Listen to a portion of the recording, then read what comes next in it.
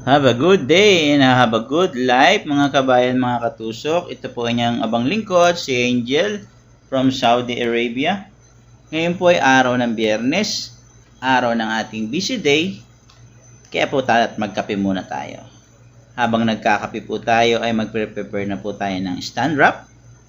Marami po tayong stand wrap na ginagawa pagka Huwebes at Biyernes. Minsan umaabot siya ng 15 or 20 pieces. Depende po yan sa mga nagiging customer natin. Lalo na pag natatapat po ng araw ng Huwebes ay sweldo or Biyernes ay sweldo. Marami po talaga nagpapagawa ng ating stand bouquet or hand bouquet. Pero mas marami po ay ang ganito. Stand bouquet po na ready-made na ang ating ginagawa. First step po ay nagawa po tayo ng triangle shape ng ating mga plastic wrap.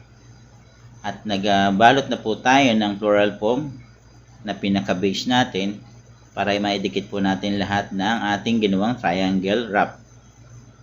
Ayan po, natapos po natin ang isang wrap natin na stand bouquet.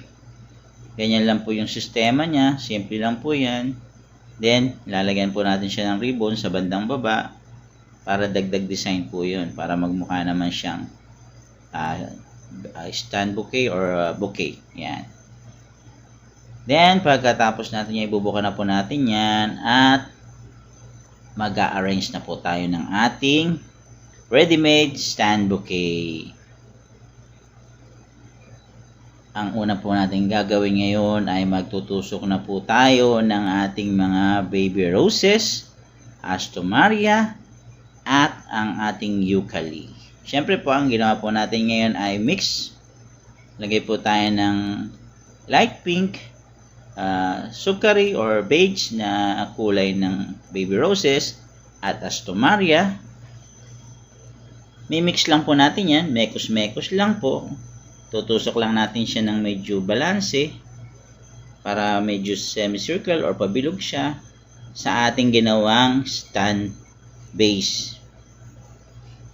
Ag nakumpleto na po natin yung bilang para sa bulaklak na worth 60 SR, ay maglalagay na po tayo ng eucalypt sa gilid. Then, pag nilagyan po natin siya ng eucalypt sa gilid, ay maglalagay din po tayo ng masindyana na kinat natin. Pandagdag design po siya para magmukha naman pong presentable ang ating bouquet. Yan po, natapos na po natin ilagay ang ating mixed flower na baby roses at ang ating astomaria. And then, ang eucalypt po ay tutusok natin sa bawat side, paikot. Pag naitusok na po natin ang ating eucalypt paikot na kulay lavender, maglalagay na po tayo ng masindyana.